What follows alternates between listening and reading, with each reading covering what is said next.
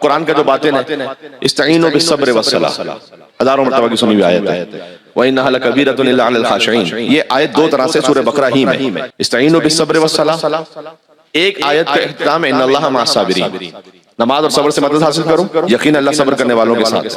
اس میں صبر کی اہمیت کو بیان کیا اللہ سبحانہ وتعالیٰ نے، یہ نہیں اختتام کیا کہ نماز اور صبر سے مدد حاصل کرو ان اللہ مع المصلین، اللہ نماز پڑھنے والوں کے ساتھ، کہ اللہ صبر کرنے والوں کے ساتھ۔ لیکن صبر کا جو مقام ہے، اگر کوئی صبر کے ساتھ نماز پڑھے تو اس کا مقام وہ ہے کہ اس کے پھر امام حسین علیہ السلام، جنہوں نے صبر کے عالم میں اس نماز کو پڑھا۔ حسین کو جو سجدہ آخر ہے وہ افضل الصابرین بھی ہیں، افضل المصلین بھی ہیں۔ بات واضح ہو رہی ہے، سب سے بڑے صبر کرنے والے بھی امام حسین ہیں، سب سے بڑے نماز گزار بھی امام حسین ہیں۔ جناب قمر جلالوی صاحب کے بقول ابھی محترم بھائی ذکر کر رہے تھے کہ کہیں نہ کہیں زبان میں کوئی اشعار آ جاتے ہیں، اس لیے کہ بزرگوں کا کلام ہوتا ہے تو ان کو ایصال ثواب بھی ہوتا ہے، اور چند فقروں میں بات پہنچ جاتی ہے کہ جو آپ آدھے گھنٹے میں بیان کیجئے وہ 2 مصروں میں بیان ہو جاتی ہے، کہ مانا کہ نماز علوی کی خاطر، مولا علی کی نماز کی خاطر ایک معجزہ ہوا تھا، مسجد براسہ میں بھی ہوا ہے، مدینہ میں بھی مقام پر ہے۔ مانا کہ نماز علوی کی خاطر کیا تھا؟ خورشید سر شام پلٹ آیا تھا، علی کے لیے خورشید پلٹا تھا نا، مانا کہ نماز علوی کی خاطر خورشید سر شام پلٹ آیا تھا، لیکن اللہ رے شبیر تیرے ایک سجدے کی کشش، اللہ رے شبیر تیرے ایک سجدے کی کشش، جاتا ہوا اسلام پلٹ آیا تھا۔ تو جو اسلام جا رہا تھا وہ پلٹا تھا امام حسین علیہ السلام کے سجدے سے۔ تو ذرا غور فرمائیے گا، مثلا اب قرآن میں جو آیت ہے کہ نماز اور صبر سے مدد حاصل کرو، میں تھوڑا سا ظاہر اور باطن قرآن کا سمجھا تو پھر وہ تین زیتون پر آتا ہوں۔ اس کا ظاہر سامنے ہے کہ نماز اور صبر، ایک اور آیت ہے استعینوا بالصبر والصلاۃ، یہ جو بار بار میں نماز اور صبر کہہ رہا ہوں، اصل میں قرآن کی جو ترتیب ہے وہ صبر اور نماز ہے، استعینوا بالصبر والصلاۃ وَإِنَّهَا لَكَبِيرَةٌ إِلَّا عَلَى الْخَاشِعِينَ۔ ایک آیت کا اختتام ہے کہ اللہ صبر کرنے والوں کے ساتھ ہے۔ اسی ترکیب کی آیت جس کا اختتام ایک اور انداز سے بھی ہے، وَإِنَّهَا لَكَبِيرَةٌ إِلَّا عَلَى الْخَاشِعِينَ۔ صبر اور نماز سے مدد حاصل کرو، یقیناً یہ جو نماز ہے یہ سخت ہے، نماز ہر ایک کے لیے پڑھنا ممکن نہیں، آسان نہیں۔ مولا علیہ السلام سے کسی نے پوچھا تھا کہ میں نماز شب کی کوشش کرتا ہوں لیکن نماز شب پڑھ نہیں پاتا، تو کیوں ہے ایسا مولا؟ کہ لقد قیدتک ذنوبک، جو دن میں گناہ کرتے ہو اس نے تیرے پیروں کو پکڑ لیا ہے رات میں نماز شب پڑھنے سے۔ تو کبھی انسان کے گناہ ایسے ہوتے ہیں کہ جو حائل ہوتے ہیں، اس کو توفیق نصیب نہیں ہوتی کہ پھر اگلی عبادت انجام دے سکے۔ اس کو آزاد کرنے کا طریقہ کیا ہے؟ وہ بھی سادہ سی بات ہے، آپ توبہ کریں، صلوات بھیجیں محمد اور آل محمد علیہ السلام پر، اور اللہم صل علی، سچے دل کے ساتھ توبہ کریں، اس لیے کہ جب توبہ ہو جائے تو پھر وہ جو قید ہے روح، وہ قید سے آزاد ہو کر اللہ سبحانہ وتعالیٰ کی بارگاہ میں اسے توفیق نصیب ہوتی ہے کہ وہ قدم آگے بڑھا سکے اور نماز کی سعادت یا کسی عبادت کی سعادت نصیب ہو سکے۔ اور آپ یاد رکھیے گا اور اپنی زندگی میں دیکھیے گا کہ جہاں کہیں آپ نے اللہ سبحانہ وتعالیٰ کی کسی توفیق کو حاصل کیا تو ایسا ہو نہیں سکتا کہ اللہ اگلی توفیق عطا نہ فرمائے، یہ طے بات ہے۔ آپ نے جب بھی کہیں کسی توفیق کو حاصل کیا، خود محسوس کیجئے گا، کبھی آپ کو نماز میں لطف آیا، کبھی آپ نے اول وقت میں نماز پڑھی، ایسی نماز کہ آپ نے کہا کہ آج تم آپ خود اپنے آپ میں سوچئے گا، صبح کو وہ کام ہوا تھا ایسا، کوئی ایک دن پہلے ایسا کام ہوا تھا، کیا کسی مومن کی مدد کی تھی، کیا کوئی خوش اخلاقی سے بات کی تھی، کیا والدین کے لیے کوئی خدمت کی تھی؟ یقیناً اس کی توفیق ہے۔ جب آپ ایک توفیق کو حاصل کرتے ہیں تو اگلی توفیق نصیب ہوتی ہے، اس کے بعد اگلی توفیق نصیب ہوتی ہے، پھر گناہ سے وہ توفیق رکتی ہے اور وہ توفیق پھر سے کھلتی ہے توبہ سے۔ ٹھیک ہے، یہ شریعت کا سادہ سا اصول ہے جو میں نے آپ کی خدمت میں عرض کر دیا، زندگی گزارنے کا اصول۔ ذرا غور کیجئے گا کہ استعینوا بالصبر والصلاۃ، صبر اور نماز سے مدد حاصل کرو، وَإِنَّهَا لَكَبِيرَةٌ إِلَّا عَلَى الْخَاشِعِينَ۔ اس کا ظاہر میں نے آپ کو سنا دیا کہ نماز سخت ہے مگر یہ کہ جس کا دل جھکا ہوا اللہ کے سامنے۔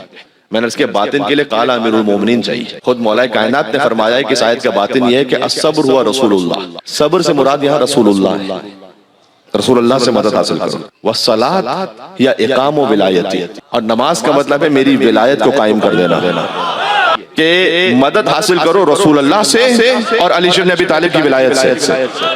اور پھر مولا نے اس کی مزید وضاحت کی وَإِنَّهَا لَكَبِيرَةٌ إِلَّا عَلَى الْخَاشِعِينَ، اور جیسے اللہ نے کہا کہ نماز پڑھنا سخت ہے مگر یہ کہ جس کا دل جھکا اللہ کے سامنے، کہ ویسے ہی میری ولایت ہر ایک کو نصیب نہیں ہوتی، وہ سخت ہے مگر یہ کہ جس کا دل جھکا اللہ کے سامنے، وہی علی کی ولایت کا کلمہ پڑھے گا، سب نہیں پڑھیں گے۔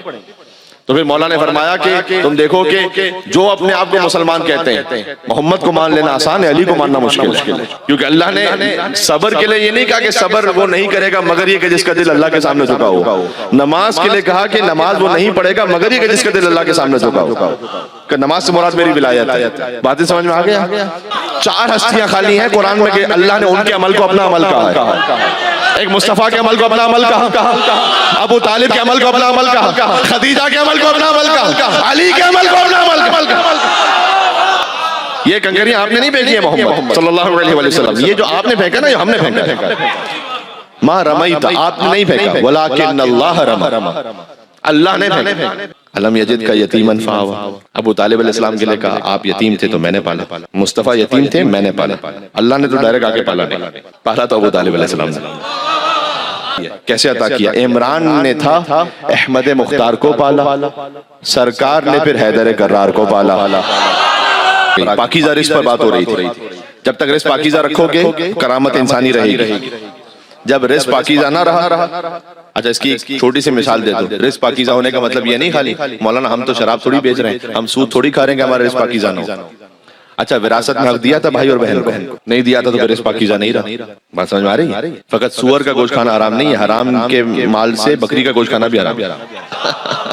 تو جب تک آپ اپنے رزق میں طہارت رکھیں گے اس وقت تک کرامت باقی رہے گی، انسانی کرامت۔ کرامت کا مطلب یہاں معجزے والی کرامت نہیں ہے، کرامت یعنی ڈگنیٹی، سینٹیٹی، وہ باقی رہے گی۔ تو کتنا پاکیزہ ہوگا ابو طالب علیہ السلام کا دسترخوان کہ اللہ نے اپنے سب سے با کرامت نبی کو ابو طالب کے دسترخوان کا مہمان بنایا کہ آپ ابو طالب علیہ السلام کے گھر میں رہیں گے، انہی کے یہاں سے رزق کھائیں گے۔ تو اب حل جزاء الاحسان الا الاحسان، عمران نے تھا احمد مختار کو پالا، بات رکی ہوئی ہے۔ سرکار نے پھر کرار نے حسنین سے شاہکار کو پالا۔ ترتیب ہے میرے ساتھ ہے یا نہیں ہے؟ کرار نے، اگلا مصرع اتنا سادہ اور آسان ہے کہ آدھا میں کہوں گا آدھا خود آپ کہہ دیں گے۔ عمران نے تھا احمد مختار کو پالا، سرکار نے پھر حیدر کرار کو پالا، کرار نے حسنین سے شاہکار کو پالا، یعنی کیا؟ ہر دور کے سردار نے، ہر دور کے سردار نے سردار کو پالا۔ اللہ کا نظام تو یہی ہے، اللہ کا نظام تو یہی ہے۔ حسنین کریمین وہ ہیں ابو طالب علیہ السلام کے بیٹے مولا علی السلام کے گھر پہ، تو مولا علی نے پالا حسنین کریمین کو۔ امام حسین کے گھر میں امام زین العابدین، امام زین العابدین کے گھر میں پلتے رہے امام باقر علیہ السلام، امام باقر علیہ السلام کے گھر میں امام صادق علیہ السلام، امام صادق کے گھر میں امام موسیٰ کاظم علیہ السلام، امام موسیٰ کاظم کے گھر میں امام رضا علیہ السلام، امام رضا کے گھر میں امام تقی، امام تقی کے گھر میں امام علی نقی، امام علی نقی کے گھر میں امام حسن عسکری، امام حسن عسکری اسلام کے گھر میں امام زمانہ علیہ السلام۔ ایک مل کے صلوات بھیجیں محمد و آل محمد علیہ السلام پر، محمد و آل محمد۔ سوال آخری، امام حسن عسکری علیہ السلام 5 برس کا سن تھا امام زمانہ کا کہ امام حسن عسکری کی شہادت ہو گئی۔ اب امام زمانہ علیہ السلام کو کون پال رہا؟ کس کے مقام پر، کس کے دسترخوان پر؟ کوئی اور تو سمجھ میں نہیں آتا۔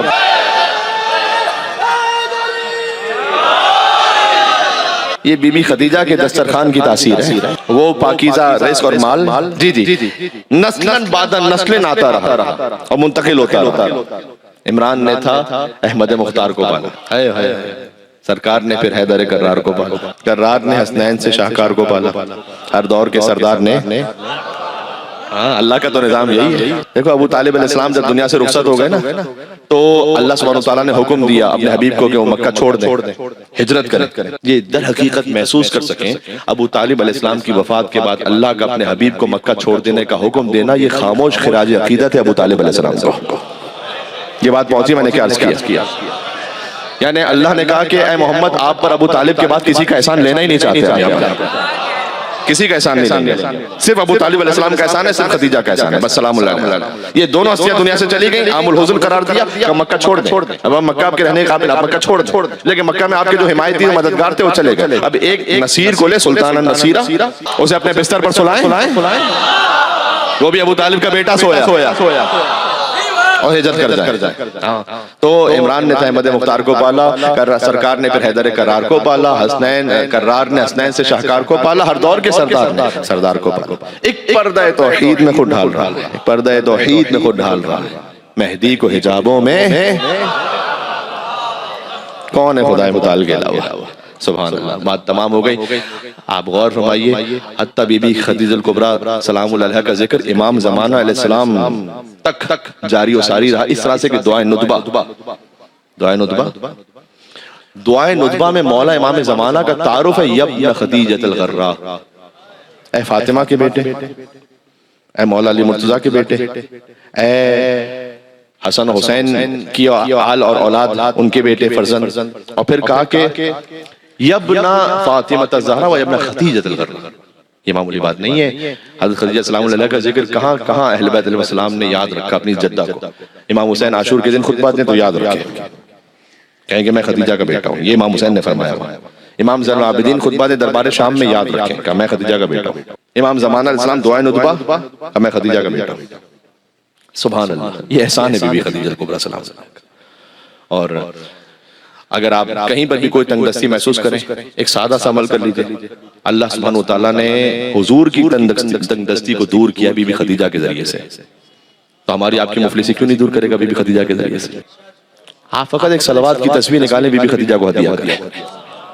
آپ یقین فرمائیے صلوات کیا ہے؟ بی بی خدیجہ کی بیٹی ہی پر تو صلوات ہے. ایسے ہی تو ہے، وہ سطح رزق کی نیت سے مل کے صلوات بھیجے گا. اللہم صلی علی محمد محمد. اور میرے لیے ایک سعادت ہے کہ عزا خانہ زہرا وہ عزا خانہ کے جو بی بی خدیجہ کی بیٹی کے نام سے منسوب ہے، اس میں ذکر ہوا بی بی خدیجہ کا بھی، حضرت ابو طالب علیہ السلام کا بھی، سرور کائنات کا. سارا دین تو بی بی خدیجہ کے گھر میں ہے. دین نام ہے خدیجہ کے شوہر کا، خدیجہ کی بیٹی کا، خدیجہ کے داماد کا، خدیجہ کے نواسوں کا.